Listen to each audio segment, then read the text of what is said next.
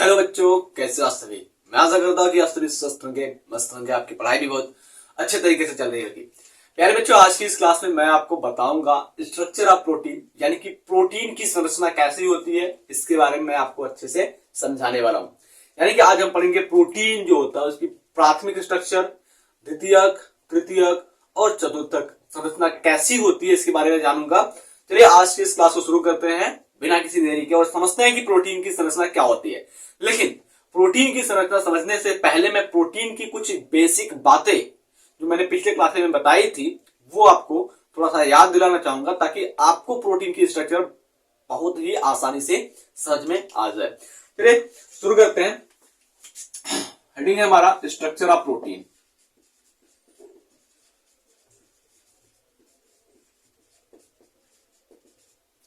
इसको कहते हैं प्रोटीन की संरचना। प्रोटीन की संरचना।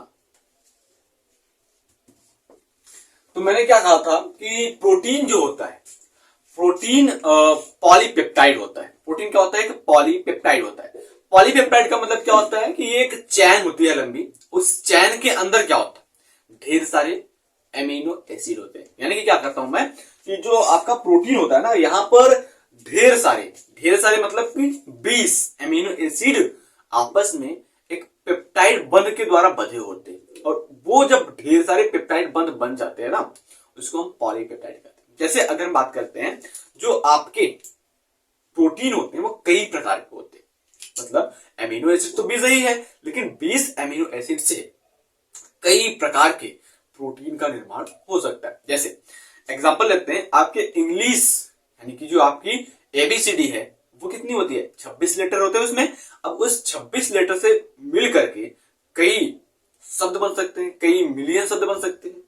ठीक उसी प्रकार से जो 20 एमिनो एसिड होते हैं ना भाई, 20 एमिनो एसिड आपस में आगे पीछे जुड़ करके एक दूसरे से पेप्टाइड बॉन्ड के द्वारा बंध करके कई प्रकार के प्रोटीन का निर्माण कर सकते हैं। ठीक, तो अब जब बात करते हैं कि ये एमिनो अम्ल जो होते हैं वो पेप्टाइड बंध से बन जाएंगे। ठीक है, 20 एमिनो अम्ल होते हैं, 20 पेप्टाइड बंध से बन गए। तो अगर हम बात करते हैं इन 20 एमिनो अम्ल के बीच में कई पेप्टाइड बंध बन रहे हैं, तो कई पेप्टाइड बंध बन रहे हैं, इस वजह से हम इसको करते हैं क्या? पॉलीपेप्टाइड है।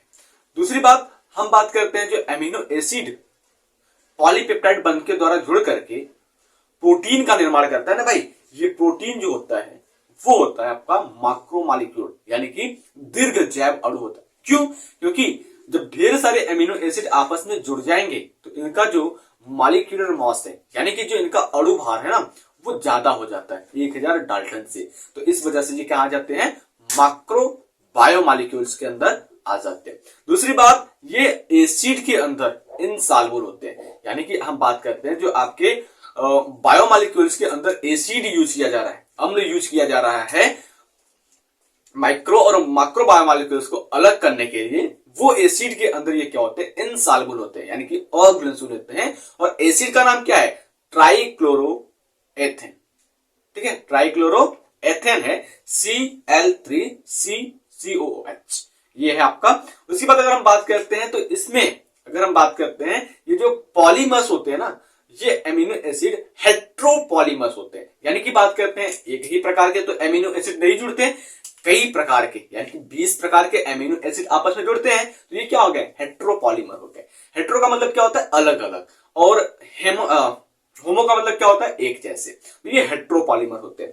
दूसरी बात अगर हम बात करते हैं कि इनकी पेप्टाइड चेन में पहला जो एमिनो एसिड होता है उसको हम एन टर्मिनल कहते हैं, और आखिरी जो एमिनो एसिड होता है इसको हम सी टर्मिनल कहते हैं। ठीक है, और ये जो आपके प्रोटीन के पॉलीपेप्टाइड बॉन्ड बनते हैं, ये आपस में उलझ जाते हैं या मुड़ जाते हैं, मुड़ करके प्रोटीन की स्ट्रक्चरल यूनिट का निर्माण करते हैं, या बात करते हैं प्रोटीन का निर्माण करते हैं। समझ में आया? Amino acid. इसलिए इसी बात को मैं लिखकर समझता हूं, तो क्या हो जाएगा आपका? बेसिक पार्ट की बात करते हैं। बेसिक क्या है कि जो आपका एमिनो एसिड होता है वो क्या होता है? मैक्रोमोलेक्यूल होता है। सॉरी, एमिनो एसिड नहीं, जो आपका प्रोटीन होता है वो क्या होता है? मैक्रोमोलेक्यूल होता है। यानी कि ये होता है दीर्घ जैव अणु, दीर्घ जैव अणु। कौन? प्रोटीन जो होता है वो आपका क्या होता है? दीर्घ जैव अणु होता है। दूसरी बात, ये एसिड इनसॉल्युबल होता है, एसिड इनसॉल्युबल यानी कि अम्ल में अघुलनशील होता है, अम्ल में अघुलनशील है। कौन सा अम्ल था? अम्ल का नाम क्या है भाई? अम्ल का नाम है ट्राइक्लोरोएथेन। कौन सा अम्ल है? ट्राइक्लोरोएथेन। एक बात और जान लीजिए आप, इस अम्ल में घुलनशील कौन कौन है? जितने भी माइक्रो बायोमॉलिक्यूल्स है, यानी कि जो आपके लघु जैव अणु हैं, वो सबके सब अम्ल के अंदर घुलनशील है, और जितने भी मैक्रो बायोमॉलिक्यूल्स है सबके सब अम्ल के अंदर क्या है? अघुलनशील है। जैसे कुछ एग्जांपल की बात करता हूं मैं, एक तो आपका प्रोटीन हो जाएगा जो कि क्या है? अघुलनशील है। दूसरा क्या हो जाएगा? लिपिड हो जाएगा। हमने आपको बताया था लिपिड जो होता है वो होता तो माइक्रोमॉलिक्यूल्स है, लेकिन उसको ब्रेक डाउन इजिली नहीं किया जा सकता, इस वजह से इसको कहां रखते हैं? मैक्रो मॉलिक्यूल्स में रखते हैं। ठीक है। दूसरा बात करते हैं, क्या हो जाएगा आपका? Nucleic acid, nucleic acid. ये सभी क्या होते हैं? एसिड इनसॉल्युबल पूल बनाते हैं, एसिड इनसॉल्युबल पूल बनाते हैं। इस वजह से अगर हम बात करते हैं तो ये एसिड के अंदर इनसॉल्युबल होते हैं। कौन कौन से? Protein, lipid, nucleic acid. ठीक है। अगली बात करते हैं, तो ये माइक्रोमॉलिक्यूल्स जो प्रोटीन होते हैं वो बनते कैसे हैं? यहां पर ढेर सारे एमिनो एसिड होते हैं। ये क्या होते हैं? पॉलीमर होते हैं एमिनो एसिड का। ठीक है। प्रोटीन क्या होता है? It is polymer, it is polymers of amino acid, amino acid यानी कि बात करते हैं ये क्या है? एमिनो अम्ल के बहुलक हैं, एमिनो अम्ल के बहुलक, एमिनो अम्ल के क्या है? बहुलक है, जिसके एक छोर पर क्या होता है? एमीन ग्रुप होता है, जिसको हम एन टर्मिनल कहते हैं, और दूसरा जो होता है उस पर COOH जुड़ा होता है, जिसे हम क्या करते हैं? सी टर्मिनल कहते हैं। इसका वन एंड कैसा होता है? One side amine called an terminal, called an terminal. ठीक है। एक साइड एमीन समूह होगा, उसको क्या कहेंगे? एन टर्मिनल, और अदर दूसरी तरफ क्या होगा? अदर ओइक एसिड होगा, कॉल्ड सी टर्मिनल। दूसरी तरफ जो आपका ओइक एसिड होगा उसको हम क्या कहेंगे? सी टर्मिनल बनाएगा। ऐसे समझता है हम। एमिनो एसिड है, एमिनो एसिड की स्ट्रक्चर क्या थी उसको समझते हैं थोड़ा सा। एमिनो एसिड है, एमिनो एसिड की स्ट्रक्चर क्या थी? सेंटर में कार्बन था, इधर COOH था, एक इधर R था। ठीक है। ऐसे रहता है, H था यहां पर NH2 था। तो ये वाला जो है, अब इसके आगे तो एक और एमिनो एसिड जुड़ जाएगा, एक और एमिनो एसिड जुड़ेगा, एक और एमिनो एसिड जुड़ेगा, तो इस प्रकार से क्या हो जाएगी? एक लंबी चैन बन जाएगी। तो थोड़े में समझते हैं। तो यहां पर NH2 है, यहां पर COO है, और ये वाला यहां पर लगा दें COOH हो जाएगा। तो यहां पर क्या है?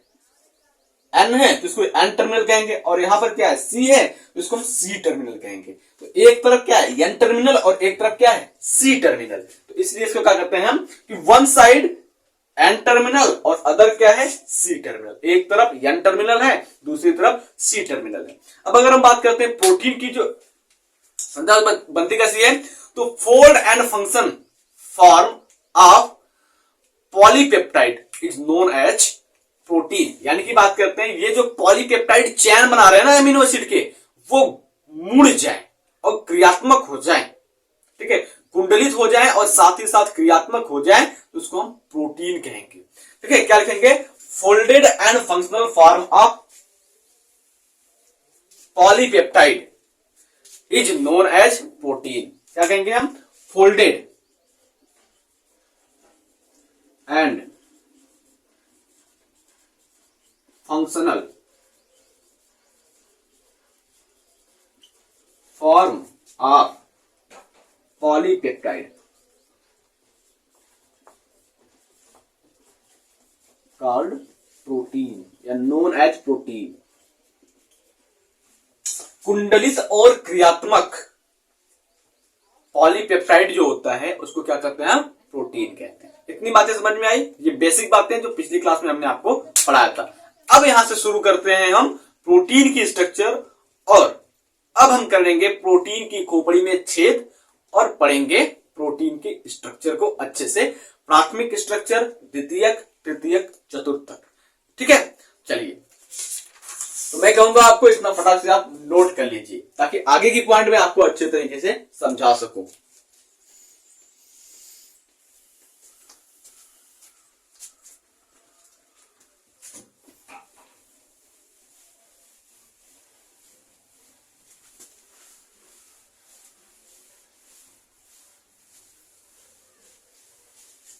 अगर हम बात करते हैं संरचना के आधार पर प्रोटीन कितने प्रकार के होते हैं, तो प्राथमिक प्रोटीन, द्वितीयक प्रोटीन, तृतीयक प्रोटीन और चतुर्थक प्रोटीन होते हैं। बेसिकली प्रोटीन घुलनशीलता के आधार पर कितने प्रकार के होते हैं, यानी कि सॉल्युबिलिटी के आधार पर कितने प्रकार के होते हैं? 2 प्रकार के होते हैं, ग्लोब्यूलर और क्या होते हैं? लीनियर।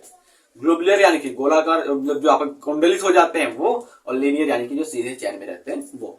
ठीक है, चलिए शुरू करते हैं। हम बात करते हैं प्रथम या प्राथमिक संरचना प्रोटीन की। ठीक है, जिसको कहते हैं first degree structure of protein, primary structure, primary structure of protein, primary structure of protein, या फिर हम कह सकते हैं इसको क्या? First degree structure of protein. ठीक है, हिंदी में कहें तो प्रोटीन की प्राथमिक संरचना, प्रोटीन की प्राथमिक संरचना या प्रथम कोटि की प्रोटीन। ठीक है, इस नाम से हम इसको जान सकते हैं। सिंपल सा आप देखिए क्या होता है, जो प्रोटीन की प्राथमिक संरचना होती है ना, वो एकदम सिंपल, साधारण, सीधी होती है। ये जो प्राथमिक स्ट्रक्चर होती है प्रोटीन की, वो बनता कैसे, पहले इसकी बात करते हैं। तो एक कोई सेल हो गया, ठीक है, ये कोई क्या हो गया? कोशिका हो गई। इस कोशिका के अंदर क्या होता है? केंद्रक होता है, और इस केंद्रक के अंदर पाया जाता है डीएनए, और इस डीएनए के पास क्या होता है? वो सभी सूचनाएं होती हैं, वो सभी चीजें होती हैं जिससे प्रोटीन का निर्माण होता है। तो ये केंद्रक के अंदर डीएनए हो गया, ये डीएनए है। अब ये डीएनए आ गया बाहर और बन गया आरएनए। ठीक है, अब इस डीएनए ने क्या किया? सारी की सारी सूचनाएं आरएनए के साथ भेज दी कि भाई जाओ बाहर साइटोप्लाज्म में, तुम साइटोप्लाज्म में जाने के बाद प्रोटीन का निर्माण करना है तुम्हें। ये सूचना डीएनए ने क्या किया? आरएनए को ट्रांसफर कर दिया, आरएनए को दे दिया। अब आरएनए आगे आ गया। आरएनए जैसे ही आगे आएगा, इसके सरफेस पर, इसके सतह पर राइबोसोम आ जाएगा। इसके सतह पर क्या आ जाएगा? राइबोसोम आ जाएगा। अब राइबोसोम इसके सतह पर आ गया, तो अब राइबोसोम क्या करेगा? एमिनो एसिड निकालना शुरू करेगा। क्या करेगा? एमिनो अम्ल को निकालना शुरू कर देगा। अब ये क्या करेगा? एमिनो अम्ल को इस प्रकार से निकालना शुरू कर दिया। इस प्रकार से क्या किया? ये एमिनो अम्ल को निकालना शुरू कर दिया। एक ही प्रकार के एमिनो अम्ल नहीं, कई अलग अलग प्रकार के एमिनो अम्ल निकलना शुरू कर दिए। अब एमिनो अम्ल निकल रहे हैं, तो और एमिनो अम्ल जो निकल रहे हैं ना, वो आपस में एक दूसरे से जुड़ भी रहे हैं, एक दूसरे के बीच बॉन्ड भी बन रहा है। तो वो जो बॉन्ड होता है भाई, वो क्या होता है? पेप्टाइड बॉन्ड होता है। इस प्रकार से ये एक दूसरे से सीधे सीधे जुड़ भी रहे हैं। तो ये जो जुड़ रहे हैं जिस बंध के द्वारा, इस बंध को हम नाम देते हैं पेप्टाइड बंध। और जो आपकी प्रोटीन की प्रथम कोटि संरचना होती है या प्राथमिक संरचना प्रोटीन की जो होती है, प्राइमरी स्ट्रक्चर जो होती है, वो एक लीनियर चैन होती है, एक सीधी चैन होती है। समझ में आया? प्रोटीन की जो प्राथमिक संरचना होती है वो क्या होती है? सीधी चैन होती है। मैंने क्या कहा? इस डायग्राम के द्वारा मैंने आपको यह समझाना चाहा कि डीएनए के पास वो सभी सूचनाएं हैं जिससे एमिनो एसिड को अरेंज किया जा सकता है एक सीधी चैन में। ठीक है, आगे जो लीनियर चैन होता है, सीधी चैन होती है एमिनो अम्ल की, वो क्या कहलाती है? प्रथम कोटि की संरचना कहलाती है प्रोटीन की, जिसके एक चैन में क्या होते हैं? दो एंड होंगे। देखो, ये प्राथमिक हो गया, ये द्वितीयक हो गया, मतलब ये क्या हो गया? पहला हो गया और ये आखिरी हो गया। तो पहले एंड में पहले जो छोर होते हैं उस छोर को हम एन टर्मिनल नाम देते हैं, और जो दूसरा छोर होता है अंत वाला, उसको हम सी टर्मिनल नाम देते हैं। बात समझ में आई? चलिए थोड़ा सा हम आगे लिखते हैं कि प्रोटीन जो होता है वो प्रथम कोटि का संरचना कैसे बनाता है। तो DNA have information to arrange amino acid chain of amino acid. DNA के पास सूचना पाई जाती है जो एमिनो एसिड की चैन को एमिनो एसिड से बनाए। ठीक है, डीएनए है, पहला पॉइंट हो जाएगा इंग्लिश में, फिर उसके बाद हिंदी में। डीएनए है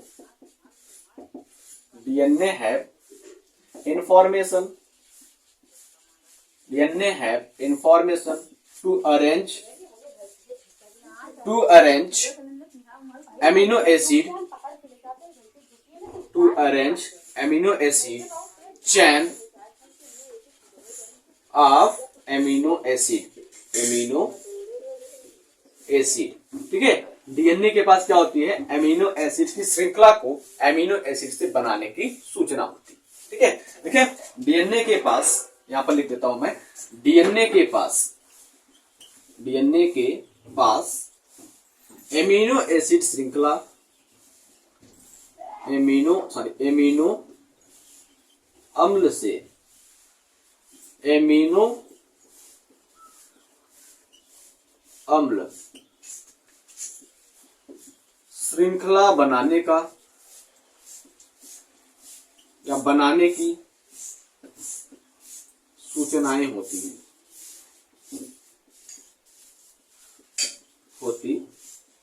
पहला लाइन ये हो गया। क्यों भाई? देखो यहाँ पर डीएनए है, डीएनए से आरएनए बन रहा है, आरएनए के ऊपर राइबोसोम आ रहा है, राइबोसोम से क्या कर रहा है? आरएनए प्रोटीन निकलवा रहा है, एमिनो एसिड की चैन बनवा रहा है।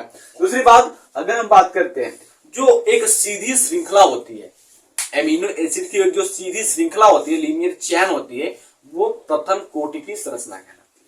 ठीक है, तो हम लिखेंगे क्या यहां पर? ऐसे देखो, लीनियर चैन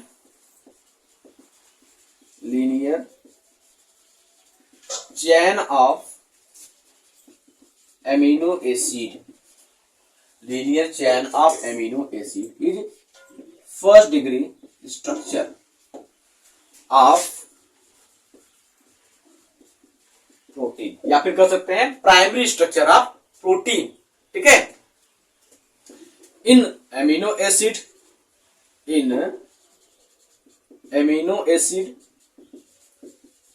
चैन फर्स्ट एमिनो एसिड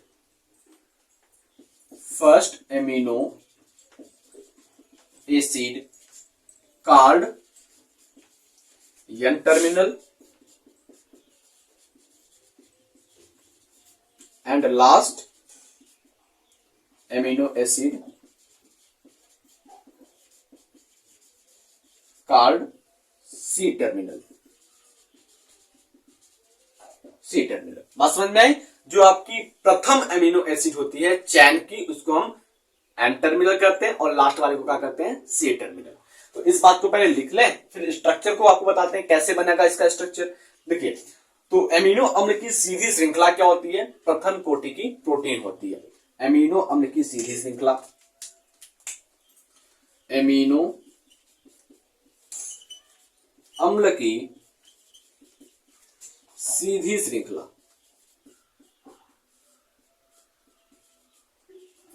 श्रृंखला, प्रोटीन की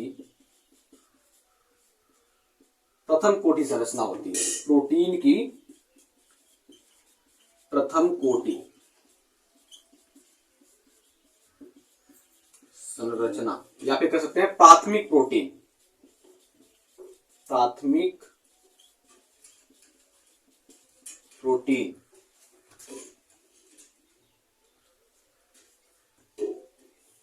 होती है। समझ में आया? दूसरी बात, इस श्रृंखला में जो आपके एमिनो एसिड का श्रृंखला होता है, उसका पहला जो एमिनो समूह होता है उसको हम कहते हैं एन टर्मिनल और आखिरी वाले को हम कहते हैं सी टर्मिनल। ठीक है, एमिनो एसिड श्रृंखला में एमिनो एसिड या एमिनो अम्ल श्रृंखला में प्रथम एमिनो अम्ल प्रथम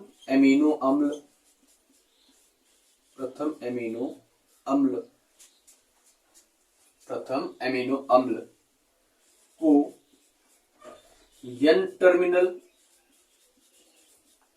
यानी कि छोर तथा अंतिम को सी टर्मिनल कहा जाता है। बात समझ में आई? यानी कि जो आपकी देखो इधर, अब यहां पर देखो स्ट्रक्चर की बात करते हैं ना, ये स्ट्रक्चर की बात करते हैं एमिनो एसिड की क्या हो जाती है। हमने क्या कहा कि ढेर सारे एमिनो अम्ल आपस में मिलेंगे, पॉलीपेप्टाइड बंध बनेगा, जिसको हम पॉलीपेप्टाइड बंध बनेगा, जिससे एक सीधी श्रृंखला तैयार होगी और उस सीधी श्रृंखला को हम कहेंगे प्रथम कोटि की प्रोटीन संरचना, प्राथमिक प्रोटीन संरचना कहेंगे। ठीक है, तो कैसे, ये देख लो यहां पर हो गया। अब इसी चीज को हम बाहर समझाते हैं। यहां पर देखिए ढेर सारे प्रकार के एमिनो एसिड होते हैं। एक एमिनो एसिड ये हो गया एक प्रकार का। ठीक है, बना लेता हूं पहले। इस प्रकार के एमिनो एसिड हो गए, ढेर सारे प्रकार के एमिनो एसिड होंगे। मैं छोटा सा स्ट्रक्चर बना रहा हूं।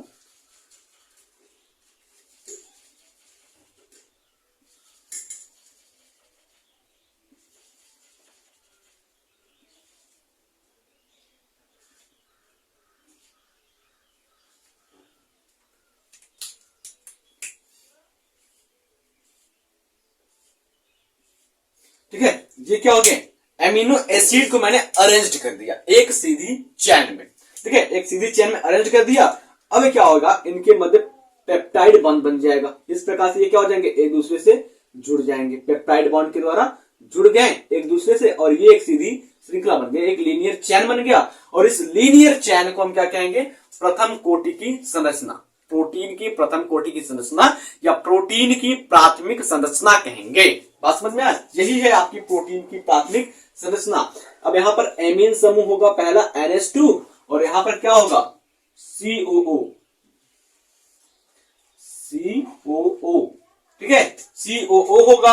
अब यहां पर इस टर्मिनल को क्या कहेंगे, इसको हम कहेंगे एन टर्मिनल। ठीक है बेटा, इधर जो आएगा आपका, इधर से पहला शुरू हो रहा है और इधर आखिरी जा रहा है 20 एमिनो अम्ल तक। तो आपस में सभी पेप्टाइड बॉन्ड के द्वारा बने हुए हैं। और यहां पर क्या आ जाएगा आपका एन टर्मिनल। ठीक है, और इसको हम कहेंगे सी टर्मिनल, इसी को कहेंगे। ठीक है, और बीच में ये जो बॉन्ड बने इसको क्या कहेंगे, पेप्टाइड बॉन्ड कहेंगे। तो मैं आशा करता हूं कि प्रोटीन की जो प्रथम संरचना है वो आपको अच्छे से समझ में आ गई होगी। चलिए अब द्वितीय और तृतीय को समझते हैं, बहुत ही आसान हो जाएगा इसके बाद। पहले अगर आप समझ गए, दूसरा तीसरा चौथा समझने में आपको कोई भी समस्या नहीं होने वाली है। फटाक से आप इस पॉइंट को नोट कीजिए। चलिए अब अगर हम बात करते हैं द्वितीय कोटि के प्रोटीन की संरचना या secondary structure of protein, secondary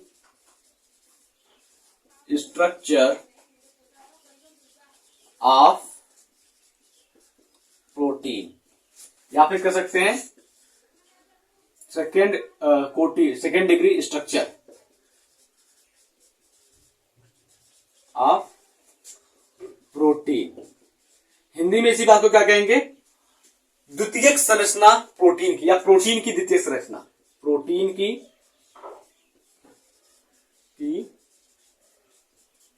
द्वितीयक संरचना, इसको हम कहते हैं द्वितीय कोटि प्रोटीन की संरचना। समझ जाइए। अब ये बनता कैसे, देखो सिंपल सी बात है। हमने क्या बनाया, एक सीधी चैन बनाया, एक सीधा चैन बन गया। इसके एक छोर पर एमीन, दूसरे पर COOH, इस छोर को हमने क्या कहा, N टर्मिनल कहा, N टर्मिनल कहा था, N टर्मिनल कहा था, और इस छोर को हमने क्या कहा था, C टर्मिनल, C टर्मिनल कहा था। बात सही है।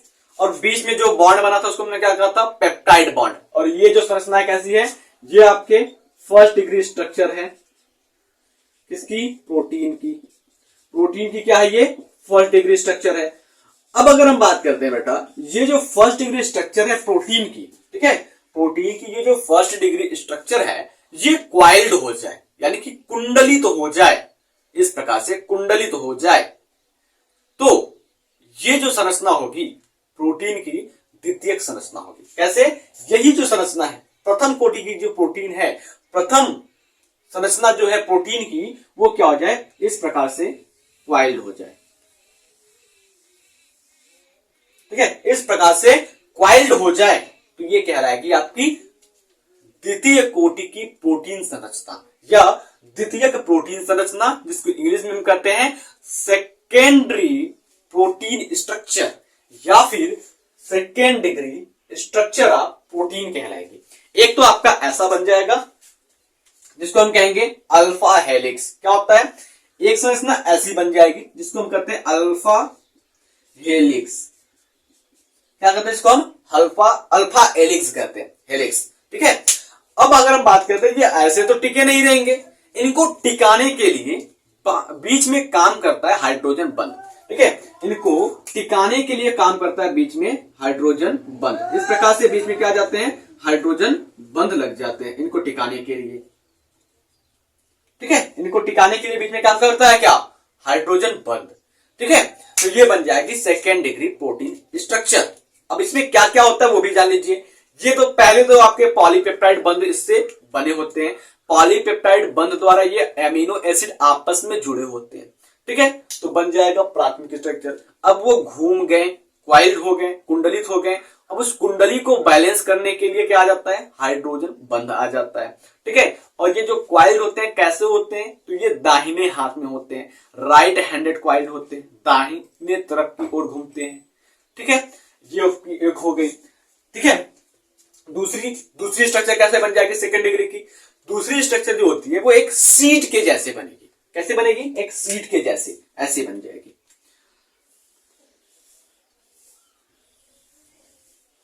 इस प्रकार से सीट के जैसी बन जाएगी।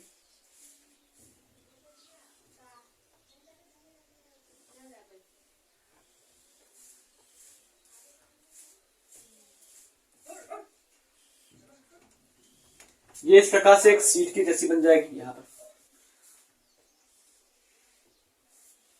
ये एक सीट की जैसी बन जाएगी, और इस सीट के अंदर भी हाइड्रोजन बंध काम करेगा ताकि ये सीट क्या हो, बैलेंस्ड रहे, बने रहे।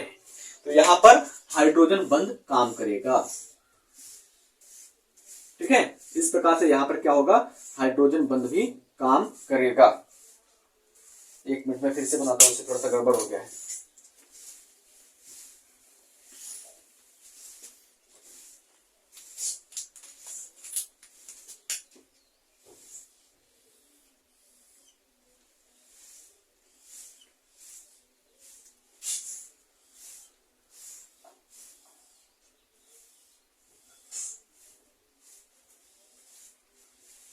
इस प्रकार से ये सीट बनेगा, और यहां पर भी क्या होंगे, हाइड्रोजन बंध लगे होंगे। हाइड्रोजन बंध क्या करेगा, इस सीट को बैलेंस करेगा।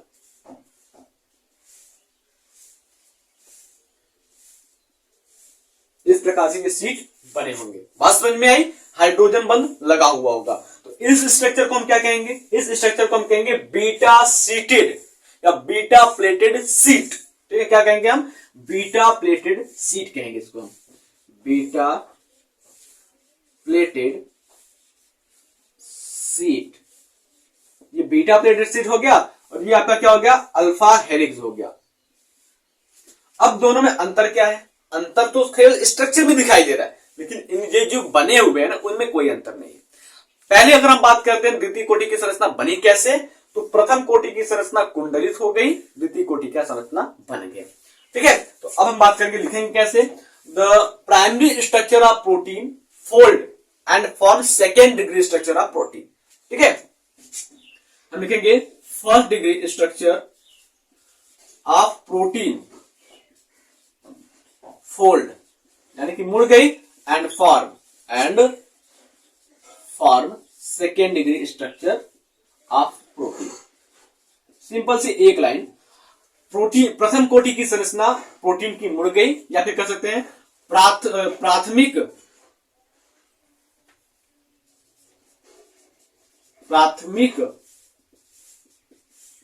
प्रोटीन कुंडलित होकर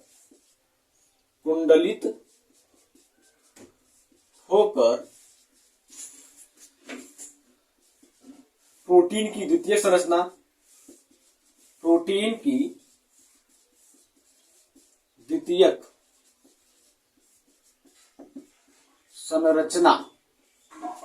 बनाती है। प्रोटीन की द्वितीय संरचना बनाती है। कितने प्रकार के होते हैं? 2 प्रकार के, अल्फा और बीटा। ये 2 प्रकार के होते हैं। दीज आर 2 टाइप्स ना, these are 2 types, these are 2 types.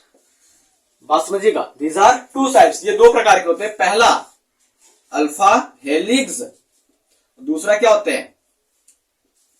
पहला अल्फा हेलिक्स हो गया ये वाला, दूसरा क्या होगा? Beta pleated seat. दूसरा क्या हो गया? Beta pleated seat. दूसरा क्या हो गया? बीटा प्लेटेड सीट हो गया। बात समझ में आया? अब अगर हम बात करते हैं ये अल्फा हेलिक्स वाला और बीटा हेलिक्स वाले में क्या क्या है, कैसे ये होता है।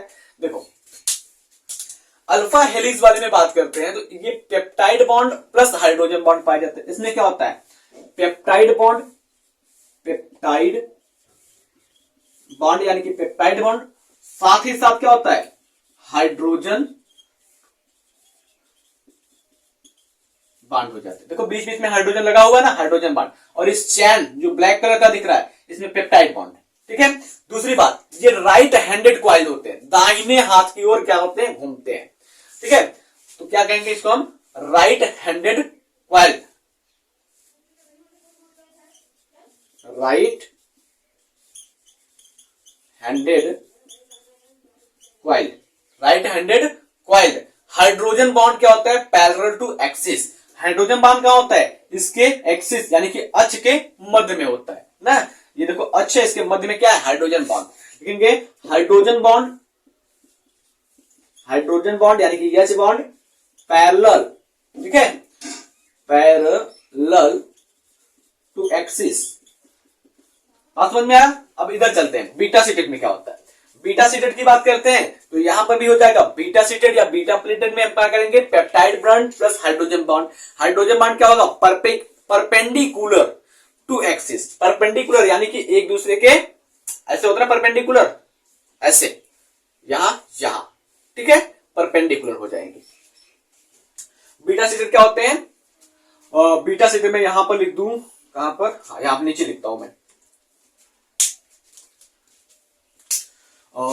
बीटा सीटेड में क्या होता है? Peptide bond plus hydrogen bond. Peptide bond plus hydrogen bond होता है। दूसरा क्या होता है इसमें?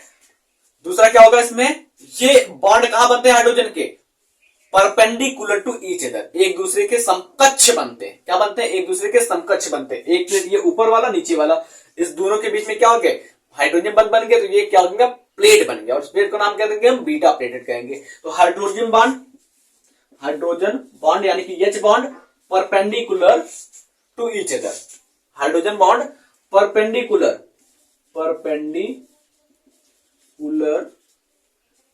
To each other. ये हो गया आपके प्रोटीन की सेकेंडरी स्ट्रक्चर या second degree structure of protein हो गया। तो फटाक से आप इसको नोट कीजिए ताकि मैं आपको 3rd डिग्री और 4th डिग्री जल्दी से समझा सकूं। चलिए बात करते हैं 3rd डिग्री प्रोटीन की।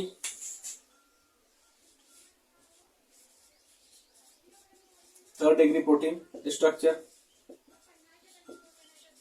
या फिर कह सकते हैं टर्शियरी प्रोटीन स्ट्रक्चर, ठीक है, या तृतीय कोटि की प्रोटीन संरचना, या प्रोटीन की तृतीय संरचना, या तृतीय संरचना प्रोटीन की, कुछ भी लिखिए, या फिर कह सकते सीधा तृतीय कोटि की प्रोटीन संरचना। बात समझ में आई? अब ये बनता कैसे है, देखिए ये आपके क्या है, सेकेंड डिग्री का प्रोटीन था, इस प्रकार से क्वालिटी था, एक और था बीटा सीट वाला था, ठीक है, एक बीटा सीट वाला था, इस प्रकार से बीटा सीट वाला था, यहां पर बना, इस बीटा सीट वाला था। फिर क्या था, सेकेंड डिग्री का था, इस प्रकार से बीटा सीट था, इस प्रकार से बीटा सीट, ठीक है। सेकेंड डिग्री की दोनों स्ट्रक्चर अल्फा हेलिक्स और बीटा सीट, दोनों को हम क्या कर दें, आपस में कई बार मिला दे, इस प्रकार से।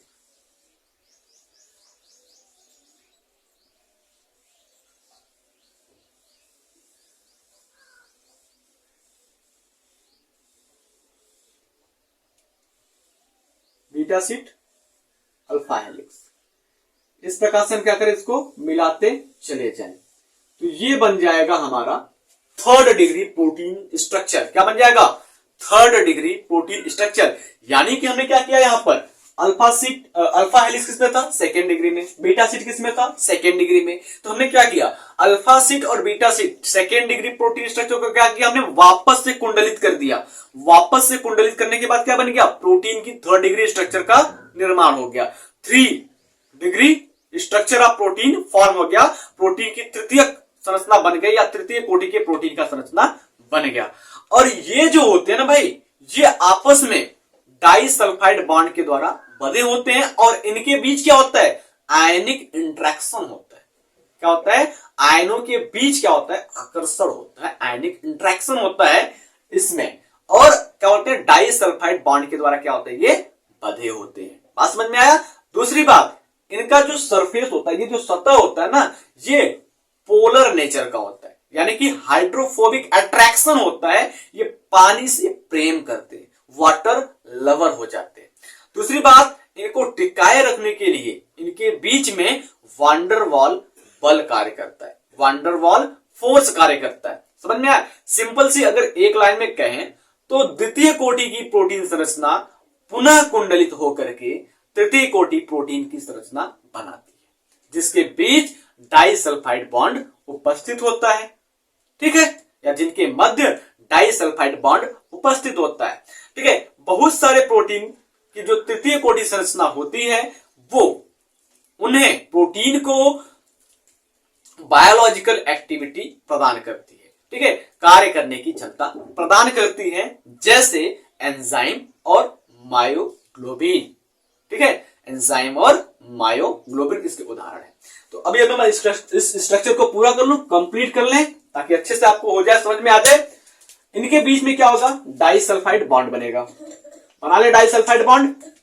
चलो भाई, क्या रहेगा मैं ब्लू वाला किधर गया भाई, sulphide bond, sulphide sulphide sulphide bond, sulphide,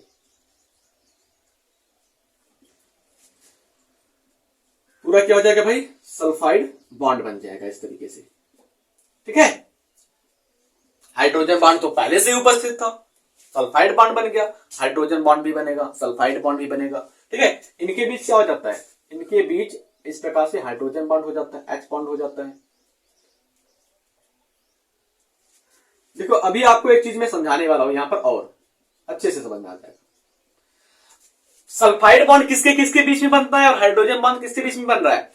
sulphide bond जो बन रहा है वो अल्फा सीट और बीटा सीट के बीच में बन रहा है। किसके बन रहा है, अल्फा सीट और बीटा सीट के बीच में क्या बन रहा है, सल्फाइड बॉन्ड बन रहा है, ठीक है।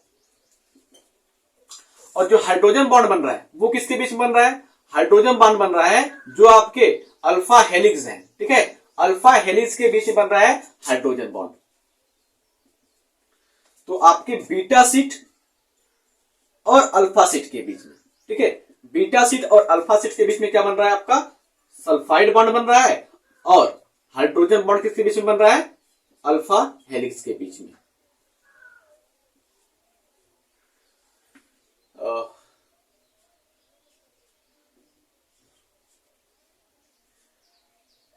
ठीक है, इस प्रकार से मैं नाम लिख दूं इसका। ये आपके क्या हो जाएंगे, यहां पर एक बीटा सीट है, यहां पर अल्फा, यहां पर बीटा, यहां पर अल्फा है, और क्या है यहां पर अल्फा हेलिक्स, यहां पर भी अल्फा हेलिक्स, दोनों के बीच में हाइड्रोजन बॉन्ड बन गए। ठीक है, यहां पर क्या है अल्फा हेलिक्स, यहां पर बीटा सीट है, दोनों के बीच में क्या हो गए सल्फाइड बॉन्ड बन जाएंगे। तो नाम लिख दूं मैं, ये क्या हो गया आपका disulphide bond, disulphide bond हो गया। और ये क्या हो गया आपका हाइड्रोजन बॉन्ड हो गया, हाइड्रोजन बॉन्ड हो गया। और अगर हम बात करते हैं तो इसका जो सरफेस होता है कैसा होता है, पोलर नेचर का होता है, ध्रुवीय होता है। ठीक है, पोलर सरफेस होता है इसका, पोलर सरफेस। पोलर सरफेस का मतलब क्या हो गया वाटर लवर हो गया, पानी का प्रेमी हो गया। ठीक है, ये क्या हो गया वाटर लवर। चलो भाई, ये क्या हो गया वाटर लवर हो गया। प्रोटीन की जो सरफेस है वो क्या हो गया वाटर लवर हो गया। अब लिखेंगे कैसे, कैसे बनाइए। हमने कहा कि सेकेंड डिग्री या second degree protein structure, protein structure further folded and form third degree protein structure. यानी कि बात कर रहे हैं द्वितीय कोटि की प्रोटीन संरचना या द्वितीय प्रोटीन पुनः कुंडलित होकर के तृतीय कोटि की प्रोटीन संरचना का निर्माण करती है। द्वितीय सेकेंड डिग्री प्रोटीन पुनः कुंडलित होकर 3 डिग्री प्रोटीन का निर्माण करती है। कई तृतीय कोटि की प्रोटीन जो होती है उनके पास, जिस प्रोटीन के पास तृतीय डिग्री संरचना होगी, थर्ड डिग्री संरचना होगी, वो क्या होते हैं क्रियात्मक होते हैं, बायोलॉजिकल एक्टिविटी होती है इसके अंदर। एग्जाम्पल की बात कर लेते हैं। ठीक है, एग्जाम्पल की बात कर ले बेटू, तो एग्जाम्पल में आपका आ जाएगा एंजाइम तथा मायोग्लोबिन। एंजाइम और मायोग्लोबिन थर्ड डिग्री प्रोटीन की स्ट्रक्चर इनके पास होती है। अब हम चलते हैं आखिरी स्ट्रक्चर पढ़ते हैं, क्या हो जाएगा आपका क्वार्टरनी स्ट्रक्चर, यानी कि प्रोटीन की चतुर्थक संरचना। ठीक है, जिसको हम कहेंगे 4 डिग्री स्ट्रक्चर ऑफ प्रोटीन की बात करते हैं। कैसे बनते हैं 4 डिग्री प्रोटीन की स्ट्रक्चर, क्या आपने कभी सोचा? नहीं ना। चलिए मैं आपको सोचने पर मजबूर करता हूं और आपको बताता हूं कि 4 डिग्री प्रोटीन की स्ट्रक्चर कैसे बनती है, क्या होता है 4 डिग्री स्ट्रक्चर, क्या एग्जांपल है, आपके एनसीईआरटी ने क्या लिखा हुआ है 4 डिग्री स्ट्रक्चर में, क्या रखा है, इसकी बात कर ले। अगर हम 4 डिग्री स्ट्रक्चर की बात करते हैं तो सबसे पहले आप इस डिग्री को याद कर लो भाई, सारे डिग्री ही तो पढ़ने हैं।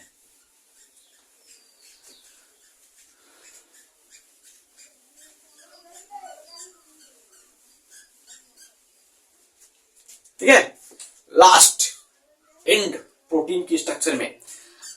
अब यहां पर देखो क्या होता है, जो आपके थर्ड डिग्री के प्रोटीन होते हैं ना, वो आपस में मिल जाते हैं और मिलने के बाद क्या करते हैं, आपस में 4 डिग्री का स्ट्रक्चर बनाते हैं। डायरेक्टली ऐसे नहीं बनते, चलिए हम आपको कॉन्सेप्ट समझाते हैं कैसे बनते हैं। देखो, जो आपके कुछ प्रोटीन्स होते हैं लाइक एडल्ट हीमोग्लोबिन की बात करते हैं। ठीक है, एडल्ट हीमोग्लोबिन आपके एनसीईआरटी में लिखा हुआ है, वयस्क हीमोग्लोबिन जो होता है वो कई उप इकाइयों से बना होता है, सब यूनिट का बना होता है, जहां पर 2 सब यूनिट एक जैसे होते हैं और 2 एक दूसरे से भिन्न होते हैं। कैसे, इसकी बात करते हैं। अभी हमने पढ़ा ना प्रोटीन की third degree structure, second degree structure, first degree structure पढ़ा। ये first degree, second degree, third degree बना कैसे? क्या डीएनए, जो पूरी डीएनए होती है 2 मीटर की, वो केवल प्रोटीन एक ही बनाती है? नहीं ना, वो अलग अलग उसके जो भाग होते हैं वो अलग अलग प्रोटीन का निर्माण करते हैं। देखो कैसे, जैसे अगर हम बात करते हैं ये हमारा डीएनए हो गया, ठीक है, ये डीएनए हो गया, ये डीएनए हो गया। अब डीएनए की जो इतनी भाग होगी वो खुली आरएनए बनाई, इतनी भाग जो होगी ये खुली आरएनए बनाई। अगर इसके आगे का भाग होगा ये भी खुलेगा, क्या बनाएगा, आरएनए बनाएगा। ठीक है, तो क्या हुआ, अब बात करते हैं कैसे बना। जो आपकी लीनियर चैन होती है एमिनो एसिड की, पॉलीपेप्टाइड की, वो क्या कहलाएगी? फर्स्ट डिग्री प्रोटीन कहलाएंगे। तो ये डिग्री क्या हुआ, यहां से डीएनए खुला, फर्स्ट डिग्री प्रोटीन का फॉर्मेशन कर दिया। ठीक है, यहां पर क्या हो गया, NH2 हो गया, यहां पर COH हो गया, N टर्मिनल हो गया और C टर्मिनल हो गया, और ये बन गया आपके फर्स्ट डिग्री प्रोटीन बन गया। और ये फर्स्ट डिग्री प्रोटीन क्या हो गया, क्वाइल्ड हो गया। क्वाइल्ड होकर के क्या बना लिया, सेकेंड डिग्री प्रोटीन बना लिया, सेकेंड डिग्री प्रोटीन बना लिया। और ये सेकेंड डिग्री प्रोटीन क्या हुआ, सेकेंड डिग्री प्रोटीन क्या हुआ, आपस में फिर से क्वाइल्ड हो गया, कुंडलित हो गया, वापस में फिर से कुंडलित हो गया, इस प्रकार से। ठीक है, समझिए। अभी यहीं से मैं उठा करके एक एक को जोड़ूंगा, फिर जाकर के आपके 4 डिग्री प्रोटीन की स्ट्रक्चर बन जाएगी। ठीक है, फिर यहां से क्या हुआ, यहां से भी सेम प्रोसेस होगा, यहां से भी क्या बन जाएगा, एक लीनियर चेन बन जाएगा, NH2 COOH। ठीक है, ये बन गई first degree structure of protein की, फर्स्ट डिग्री प्रोटीन स्ट्रक्चर बन गई। ठीक है, ये आगे चल करके सेकेंड डिग्री प्रोटीन स्ट्रक्चर बना लिया। ठीक है, सेकेंड डिग्री प्रोटीन, और ये सेकेंड डिग्री आगे चल करके फिर से थर्ड डिग्री प्रोटीन का निर्माण कर लिया। ठीक है, ये सब यूनिट भी खुला, डीएनए का ये सब यूनिट भी है, ये सब यूनिट भी फंक्शनल है, क्रियात्मक है, ये भी खुलेगा, ये भी खुलेगा। तो क्या करेगा, एक लीनियर चेन बनाएगा, NH2 COOH, ये बन गया फर्स्ट डिग्री प्रोटीन। और ये क्या होगा, आगे चल करके सेकेंड डिग्री प्रोटीन बना लेगा, सेकेंड डिग्री प्रोटीन। समझाने के लिए मैं बता रहा हूं, इतना कर रहा हूं, आपको अच्छे से समझ में आ जाए, कोई प्रॉब्लम ना हो। ठीक है, उसके बाद ये सेकेंड डिग्री स्ट्रक्चर क्या हो जाएगा प्रोटीन का, वापस से फिर से क्वाइल्ड हो जाएगा, अल्फा सीटेट, अल्फा हेलिक्स और बीटा सीटेट आपस में फिर से क्वाइल्ड हो जाएंगे, ये बन गया थर्ड डिग्री प्रोटीन स्ट्रक्चर। यहां भी थर्ड डिग्री प्रोटीन स्ट्रक्चर बन गया, यहां भी थर्ड डिग्री प्रोटीन बन गया, यहां भी थर्ड डिग्री प्रोटीन बन गया। प्रोटीन ही तो बनाना है भाई, बात क्या है समझो। अब क्या होगा, अब ये प्रोटीन के एक यूनिट हो गए, ये और आगे डीएनए होगा तो और एक यूनिट बन जाएगा, एक और आगे डीएनए होगा। चलो सपोर्टेड, यहां पर बात करते हैं, यहां पर ये भी यूनिट है डीएनए का, ये भी क्या करेगा, सेम प्रोसेस ऐसे ही बनाएगा। अब क्या करना है, जो आपके क्वार्टरनरी यानी कि 4 डिग्री स्ट्रक्चर होती है प्रोटीन की, 4 डिग्री स्ट्रक्चर ऑफ प्रोटीन यानी कि प्रोटीन की चतुर्थ कोटि की जो संरचना होती है, वहां पर थर्ड डिग्री स्ट्रक्चर प्रोटीन के 4 यूनिट होते हैं, 4 उप इकाई होती है 4 डिग्री में। ठीक है, तो अब क्या होंगे, जैसे अगर हम बात करते हैं, ये क्या होते हैं, जैसे कुछ प्रोटीन जैसे हीमोग्लोबिन, उसके पास 4 डिग्री स्ट्रक्चर पाई जाती है। ठीक है, सम प्रोटीन लिखूंगा मैं, some protein like adult hemoglobin have या is made up of many sub unit। अब वो कई सब यूनिट होंगे कौन, थर्ड डिग्री प्रोटीन होगा। 2 ऑफ दिस मेनी सब यूनिट होते हैं ना, तो उसमें से 2 जो होते हैं वो क्या होते हैं, आइडेंटिकल्स होते हैं, एक जैसे होते हैं, एंड 2 अदर क्या होते हैं, अलग होते हैं। ठीक है, इसमें क्या होगा, दीज आर 2, या फिर क्या करते हैं, 2 ऑफ दीज आइडेंटिकल एंड 2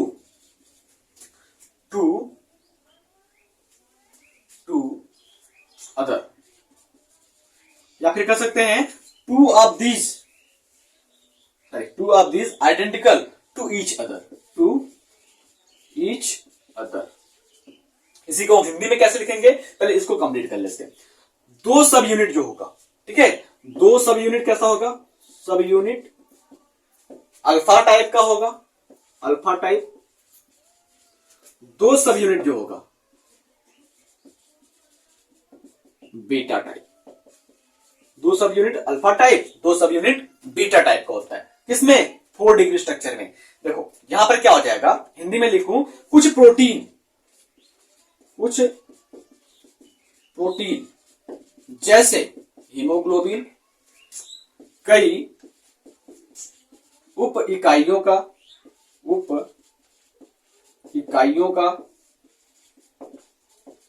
बना होता है, जिसमें दो उप इकाई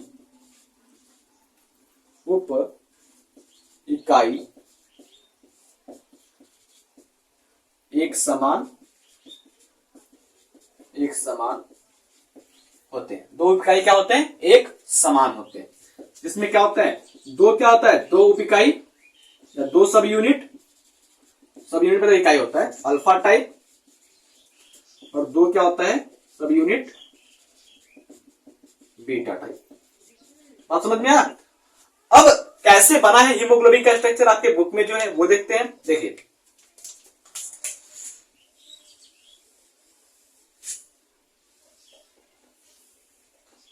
सिंपल तरीके से मैं बता रहा हूं। ये जो सब यूनिट है ना, ये जो आपके 3rd डिग्री प्रोटीन दिख रहे हैं, ठीक है, जो हमने बनाया है यहाँ, एक डीएनए से कई 3 डिग्री प्रोटीन का निर्माण होता है ना बेटा। ये जो कई 3 डिग्री प्रोटीन है, ये एडल्ट हीमोग्लोबिन की एक उप इकाई है। यहां पर क्या लिखा हुआ है देखिए, कुछ प्रोटीन जैसे हीमोग्लोबिन कई उप इकाइयों का बना होता है। कई उप इकाई कौन होंगे? ये 3 डिग्री जो होगा यही तो कई उप इकाई होगा। और ये उप इकाई जो होते हैं दो प्रकार के होते हैं, एक अल्फा टाइप और एक बीटा टाइप होता है। चलिए तो अब बात करते हैं। तो यहां पर हमने बना लिया एक अल्फा टाइप, इधर हो गया,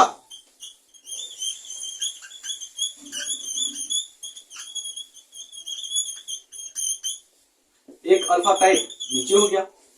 दूसरा क्या होता है? Beta type. होंगे तो 3rd डिग्री ही, लेकिन नाम क्या होगा? अल्फा और बीटा। ठीक है, इस प्रकार के ये हो गए।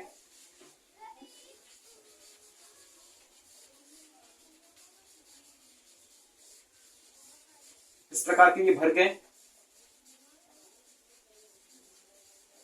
आपस में ये क्या होंगे? जुड़ जाएंगे। तो ये बन गया आपका 4 degree protein structure haemoglobin. Book का स्ट्रक्चर आप अच्छे से देखकर बना लीजिए, मैं आपको केवल ये समझाने के लिए बनाया था। ये क्या हो गया? ये इसमें प्रत्येक जो स्ट्रक्चर है ये क्या हो गई? 3 डिग्री स्ट्रक्चर हो गई प्रोटीन की, 3 डिग्री प्रोटीन स्ट्रक्चर हो गई। और प्रत्येक 3 डिग्री स्ट्रक्चर इस क्वाटरनरी में क्या हो गई? एक सब यूनिट हो गई 4 डिग्री प्रोटीन की। ठीक है, इसमें क्या हो गई? ये सभी क्या हो गई? सब यूनिट है, सब यूनिट यानी कि उप इकाई है किसके? 4 डिग्री प्रोटीन के, 4 डिग्री प्रोटीन की। बात समझ में आई अच्छे से? फॉर अल्फा सब यूनिट के लिए जो जीन होते हैं, जैसे ये डीएनए हो गया ना भाई, डीएनए पर पूरा जीन लगा होता है, पूरा का पूरा क्या होता है? जीन लगा होता है। वो अल्फा सब यूनिट बनाने के लिए कौन सा जीन काम करता है, ये आप 12th में पढ़ेंगे। ठीक है, प्रोटीन की जो अल्फा सब यूनिट होती है उसको बनाने के लिए जो जीन होते हैं वो गुणसूत्र सुराह्मी पर उपस्थित होते हैं। और जो बीटा टाइप के प्रोटीन होते हैं, 3rd डिग्री स्ट्रक्चर होती है, उसको बनाने के लिए जो गुणसूत्र होते हैं, उस गुणसूत्र के 11वें नंबर पर जीन उपस्थित होता है। बात समझ में आया? एक स्ट्रक्चर को और अगर हम बात करते हैं और इसको इजी करते हैं, हमने बताया कि जो आपका हीमोग्लोबिन होता है, हीमोग्लोबिन के मध्य में आयरन होता है। ठीक है, हीमोग्लोबिन के मध्य में क्या होता है? आयरन होता है। और इस आयरन के चारों तरफ 2 प्रकार के आपके सब यूनिट लग जाएंगे। इस प्रकार के 2 प्रकार के आपके क्या हो जाएंगे? सब यूनिट हो जाएंगे 3rd डिग्री प्रोटीन के।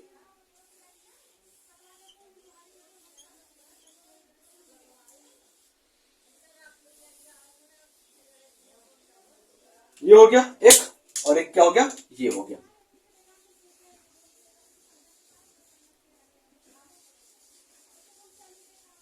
ठीक है, ये क्या हो जाएगा आपका? बीटा सब यूनिट हो जाएगा, बीटा सब यूनिट। ये भी क्या हो जाएगा आपका? बीटा सब यूनिट। ये क्या हो जाएगा? अल्फा सब यूनिट। ये क्या हो जाएगा आपका? अल्फा सब यूनिट। तो मैं आशा करता हूं कि ये जो आपका प्रोटीन स्ट्रक्चर है, प्राथमिक, द्वितीयक, तृतीयक, चतुर्थक, 1st degree, 2nd degree, 3rd degree, 4th degree, बेहतरीन तरीके से आपको समझ में आ गया होगा। तो फटाक से आप इस पॉइंट को नोट कीजिए और आखिरी पॉइंट में